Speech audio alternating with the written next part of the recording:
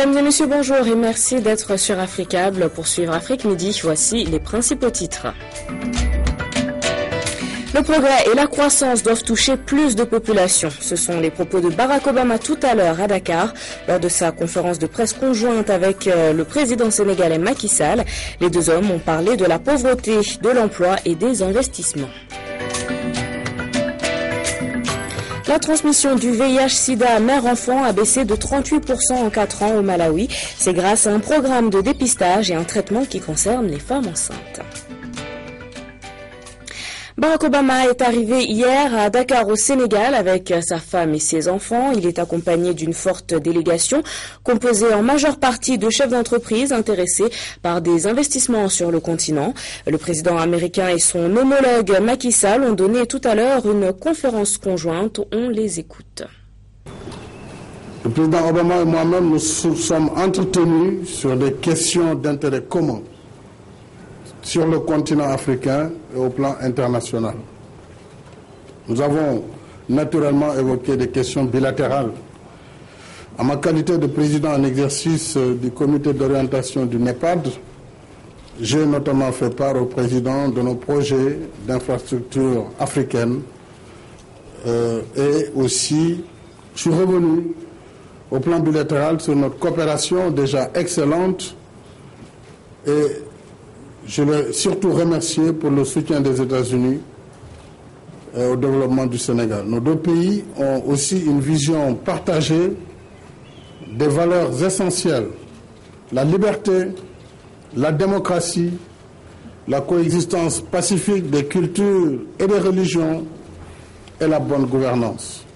De part et d'autre, nous avons une occasion historique d'ouvrir de nouvelles perspectives à nos relations sur la base de complémentarité, en offrant plus d'opportunités à notre jeunesse et en stimulant le commerce et les investissements pour une prospérité partagée. Le président et moi-même avons parlé de la nécessité d'augmenter notre volume de commerce pour faciliter le commerce et l'investissement mutuel. De notre côté, la loi sur le développement et l'opportunité en Afrique, l'AGOA, prend fin dans 2 ans et je vais chercher des modalités de reconduction et d'amélioration de cette loi pour générer davantage de commerce et d'emploi. Et nous devons travailler davantage au sein de la région. C'est pour ça que j'ai donné ordre à mon représentant du commerce, Mike Froman, de finaliser un nouvel accord d'investissement avec la CEDEAO. Mais à terme, cependant, la croissance et le progrès doivent toucher davantage de populations.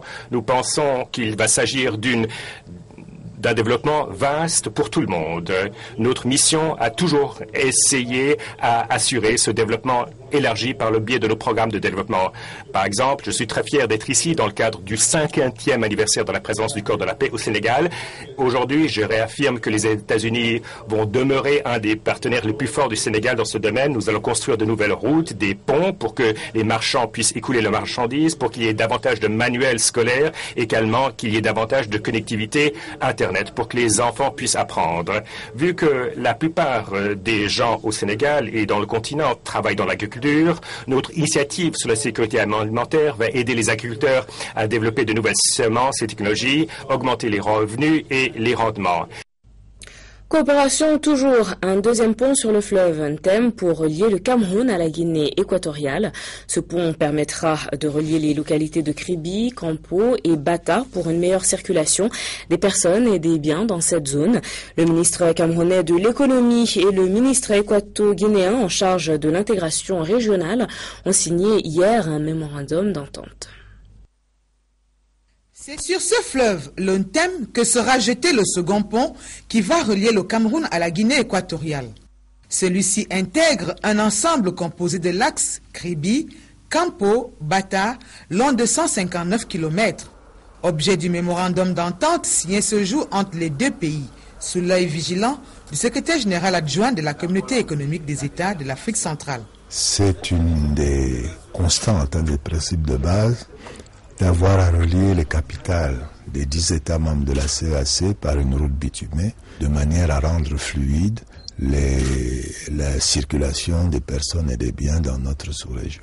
Selon le ministre de l'économie, de la planification et de l'aménagement du territoire, Emmanuel Nganou Djumessi, le projet Kribi Campo Bata fait partie du plan directeur consensuel des transports de l'Afrique centrale, voulu et mis en œuvre par les chefs d'État de la sous-région. La phase d'étude de ce projet coûtera la rondelette somme de 1,679 milliard de francs CFA. Quant au début des travaux proprement dit, il faudra encore attendre. Le début des travaux est prévu à partir de l'adoption de cette étude et le financement par la Banque africaine de développement. Ça, c'est un chapitre aussi qui conditionne, disons, le début des travaux ou bien la mise à disposition de financement selon la contribution des États. Quoi qu'il en soit, pour les populations des deux rives du Ntem, l'essentiel est que le processus soit déjà enclenché. Nelson Mandela placé sous assistance respiratoire, c'est ce qu'affirme un de ses proches. L'état de santé du prix Nobel de la paix s'est encore détérioré à tel point que le président sud-africain Jacob Zuma a décidé d'annuler aujourd'hui un déplacement au Mozambique. Dès les premières heures du jour, ils sont là. Des dizaines de personnes se relaient devant la clinique où Nelson Mandela est toujours hospitalisé dans un état critique. Mercredi soir, beaucoup étaient présents, un cierge à la main. Certains vont jusqu'à amener leur instrument de musique pour rendre hommage à l'ancien président sud-africain. Thank you, Mandela. Thank you. Mais les nouvelles sont mauvaises. Un chef de clan proche du prix Nobel de la paix affirme avoir vu Nelson Mandela dans sa chambre sous assistance respiratoire. Les propos du président sud-africain Jacob Zuma ne sont pas plus optimistes. Tant qu'il reste dans cet état critique, nous le garderons, lui et sa famille, dans nos pensées et dans nos prières chaque minute. Le chef de l'État a même annulé un voyage au Mozambique jeudi pour rester à son chevet. L'Afrique du Sud retient son souffle depuis dimanche et la dégradation de l'état de santé de Nelson Mandela. Mais à presque 95 ans, le héros de la lutte contre l'apartheid est malade depuis longtemps, une infection pulmonaire attrapée pendant ses années de prison. À Kounou, devant la maison de Mandela, les visiteurs restent pourtant optimistes. Oh notre Père, j'espère qu'il va aller mieux. Vous savez, cette nation est ce qu'elle est grâce à lui. Et nous sommes tous ici grâce à lui. Alors vraiment, j'espère qu'il va aller mieux. C'est ici, à Kounou, le lieu de son enfance, que Nelson Mandela souhaite être enterré. Mais selon la presse sud-africaine, la famille n'est pas unanime concernant le site qui accueillera sa tombe. Certains proches plaideraient pour Mvezo, son village natal, distant d'une trentaine de kilomètres. En Tunisie, les 3 militantes fémènes ont été libérées hier par la justice. Elles arrivent aujourd'hui à Paris après que leur sanction de 4 mois de prison ferme a été ramenée en appel à une peine avec sursis. Pour rappel, il y a un mois, elles avaient manifesté les seins dénudés contre le gouvernement, choquant la population. Elle sort, le poing levé. Après un mois de détention, la Française Marguerite Stern quitte la prison de la Manouba à Tunis, peu avant minuit. Marguerite Stern et les 2 autres fémènes emprisonnées retrouvent donc la liberté. Elles ont été conduites à l'aéroport d'où elles se sont envolées ce jeudi matin pour rejoindre Paris. Condamnées à 4 mois de prison ferme en première instance, cette peine a finalement été convertie en sursis lors du procès en appel mercredi. Pour la première fois, les jeunes femmes ont exprimé des regrets lors de l'audience. Ces filles ne sont pas venues pour offenser la morale publique ou pour s'exposer. Elles sont uniquement venues pour soutenir l'activiste fémène qui avait été arrêtée. Sur son site internet, leur organisation dénonce les pressions psychologiques qu'auraient subies les 3 activistes en prison où elles auraient été, selon les fémènes, en isolement total. Entre partisans d'une liberté d'expression et fervents défenseurs des traditions, leur action divise toujours la société tunisienne.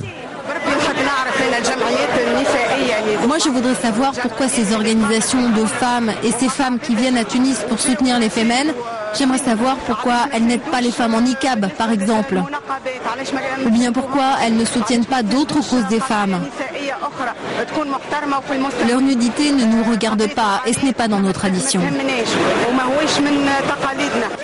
Si ces 3 Européennes ont donc pu retrouver la liberté, ce n'est toujours pas le cas de leur alter ego tunisienne qu'elles étaient venues défendre. Amina Sboui est toujours en détention provisoire pour avoir peint le mot fémène sur le muret d'un cimetière. Si elle est inculpée, Amina risque plusieurs années de prison. Des sessions de formation sur l'environnement dispensées au mouvement des coopératives de l'habitat du Mali. Ces sessions se déroulent dans le cadre du programme intitulé « Renforcement des capacités pour un meilleur accès au logement ». L'atelier, qui est destiné aux responsables d'union, aux élus locaux et aux autres services techniques communaux, s'est ouvert hier à la mairie de la commune 3 du district de Bamako. Là-dessus, nous écoutons Bamoussa Sidibé du comité des experts.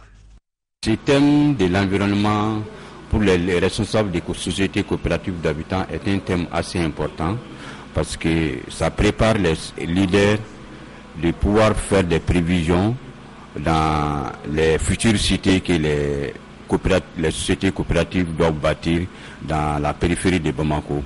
Donc l'objectif, c'est de pouvoir les doter des compétences en matière de gestion des déchets solides, en matière de gestion environnementale et en matière de gestion des déchets liquides, pour qu'une fois qu'ils ont des plans de lotissement, pour qu'ils prennent en compte tous ces aspects pour bâtir maintenant des cités avec un environnement assez habitable et confortable. Donc c'est pourquoi nous avons développé ces modules-là à l'endroit des responsables des sociétés coopératives.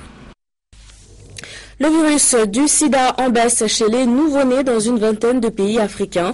Une réalité qui fait suite à un programme de dépistage des femmes enceintes, mais aussi grâce à un traitement. Au Malawi, depuis 4 ans, on estime que la contamination mère-enfant a chuté de 38%. C'est un centre médical à une centaine de kilomètres au nord de la capitale du Malawi, pays où 1 habitant sur 10 est séropositif. Lexina y vient régulièrement dans l'attente de son 2e enfant. C'est d'ailleurs ici, au cours des premières semaines de grossesse, qu'elle a appris sa contamination par le virus du sida. J'ai vite couru à la maison et j'ai informé mon mari qui s'est également rendu à l'hôpital pour faire un test de dépistage du VIH. Depuis, Lexina suit un traitement. On l'appelle ici Option B+. Il est gratuit et proposé à toutes les femmes enceintes. Objectif, protéger le bébé d'une infection in utero. Simple à prescrire et à prendre, 1 cachet par jour. Elle s'est fait une raison. C'est trop douloureux, même maintenant, parce que ce n'est pas une bonne chose. Mais je suis heureuse quand même, parce que je l'ai accepté. J'ai accepté de vivre positivement. Voilà 2 ans que le traitement est mis en place au Malawi, l'un des 21 pays africains les plus touchés par le VIH. Et les résultats sont encourageants. 130 000 enfants contaminés en moins en 2012 dans ces pays, selon ONU-SIDA, soit une baisse de 38% par rapport à 2009. En 2009, il y avait 450 000 enfants qui naissaient infectés par le VIH. En 2010, ce chiffre est descendu à 330 000 globalement. C'est donc un progrès remarquable, mais il reste encore beaucoup à faire. Beaucoup à faire, car si la transmission mère-enfant est passée sous les 5% au Botswana et en Afrique du Sud, elle continue d'augmenter en Angola et au Nigeria. Lexina, pour sa part, a l'espoir que son enfant sera épargné. Voilà, merci à vous d'avoir suivi Afrique Midi. C'est la fin de ce journal. Ne manquez pas à 19h45 Afrique Soir. Et moi, je vous retrouve demain dans Afrique Midi à partir de 12h. Au revoir.